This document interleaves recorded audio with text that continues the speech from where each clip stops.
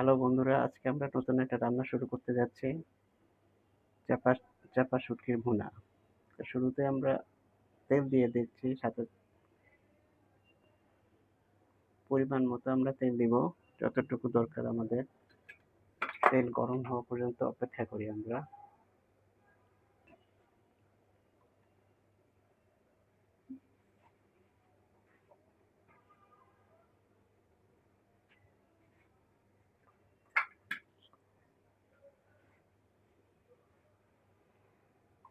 এখন আমরা এর মধ্যে পেঁয়াজ দিয়ে দিব, সেটাও পরিমাণ মতো যতটুকু আমাদের দরকার।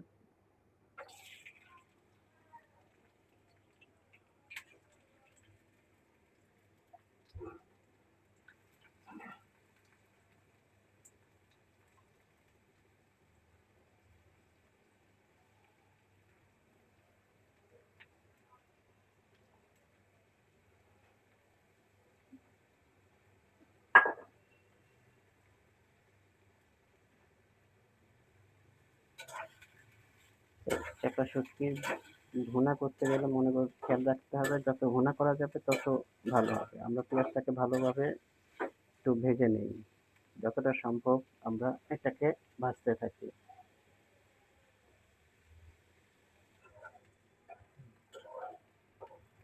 আমরা পেঁয়াজটাকে ভালো মতো ভেজে নিলাম। এখন আমরা এটার সাথে মিশাবো কাঁচামরিচ এবং রসুন। আমরা শুরুতে রসুনটা দিয়ে নেই, তারপরে রসুনটা দেওয়ার পরে আমরা আস্তে করে কাঁচামরিচ দিব।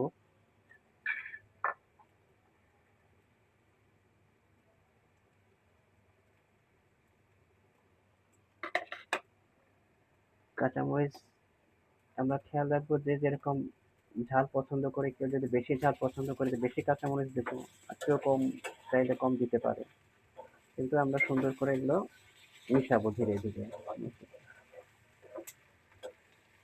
আমরা তারপরে আবার ভাজতে থাকবো, কারণ ভাজতে ভাজতে এটাকে নরম করতে হবে যতটা সম্ভব।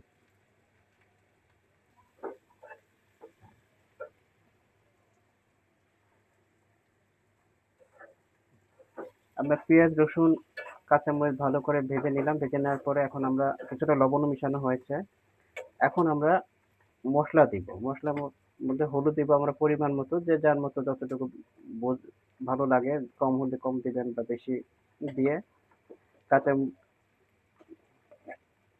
মরিচ গুঁড়া দিবেন আবার, যার ঝাল যতটুকু লাগে সেই হিসাবে, যে যত বেশি পছন্দ করেন ঝাল সে বেশি ঝাল দিবেন, যে কম পছন্দ করেন সে কম ঝাল দিবেন। সেটা যার যার নিজস্ব পছন্দ। আমরা একটু বেশি ঝাল দেই, কারণ আমরা তো ঝাল খেতে পছন্দ করি। তাই আমরা গুঁড়ো মরিচটা বেশি দিলাম। দিয়ে এখন এটা নাড়াতে থাকবো। নাড়াতে নাড়াতে ভালো করে মিশাতে হবে আমাদেরকে, খুব ভালো করে মিশাতে হবে।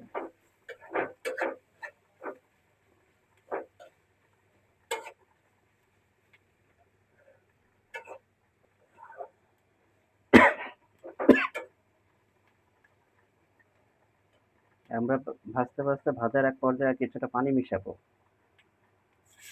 আমরা এখন পানি কিছুটা দিয়ে দিচ্ছি, যাতে এগুলো আরো সহজে মিশানো যায় এবং এগুলো আর একটু গলে যাবে।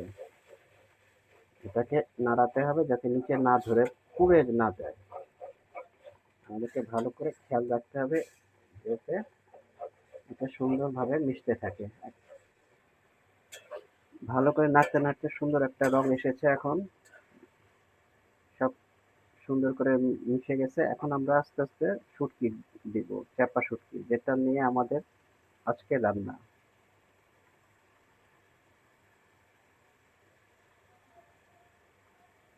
চাপা শুটকি দিয়ে ব্যাস আস্তে আস্তে আমরা নাড়তে থাকি। এটা আস্তে আস্তে নিজে নিজে গলে যাবে, গলে এই পেঁয়াজের ভুনার ভিতরে মিশে যাবে। আমরা সুন্দর করে নাড়তে থাকি, সুন্দর একটা কালার কালার চলে আসছে। এখন শুধু আরেকটু মিশাতে হবে যাতে এই পানিটা শুকিয়ে যায়।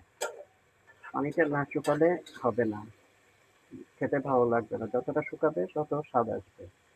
এখন আস্তে আস্তে আমরা এটাই করতে থাকবো। চুলার জালটা একটু কমিয়ে দিতে পারি এই মুহূর্তে, যাতে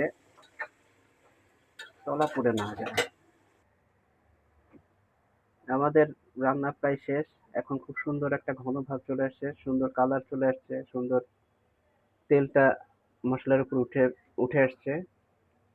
এখন আমরা যে যা করতে পারি, আরেকটু ভুনা করতে পারি। যদি আমরা আরো শুকনা খেতে চাই, তাহলে আমরা ভুনা আরো আরো কিছুক্ষণ চুলাতে আমরা রাখতে পারি। চুলাতে রেখে আমরা এটা কাজটা শেষ করতে পারি।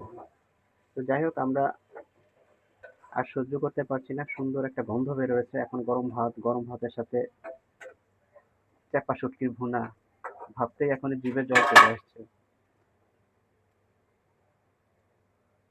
তো আমরা এখন প্রায় আমাদের রান্না প্রায় শেষ। আমরা আরেকটু রাখবো, আর ২-১ মিনিট রাখবো, রেখে আমরা এটা আমাদের রান্না শেষ। এখন আমরা বাটিতে বেড়েছি, খুব সুন্দর একটা কালার এসেছে এবং সেই সাথে এসেছে খুব সুন্দর একটা গন্ধ। আপনারা আপনাদের যদি ভিডিওটি ভালো লাগে, পছন্দ হয়, তাহলে আপনারা বেশি বেশি লাইক এবং শেয়ার করুন। শেয়ার করে আপনি আপনার বন্ধুদেরকে এবং পরিবারের অন্যান্য সদস্যদেরকে এটি দেখার সুযোগ করে দিন, যাতে তারা খুব সুন্দর করে এই রেসিপিটি তারা বাসায় ট্রাই করতে পারে। ভুনা চাপা শুট চাপা শুটকির ভুনা তারা আরো বাসায় সুন্দর করে রান্না করতে পারে, যে যার নিজের পছন্দ মতো।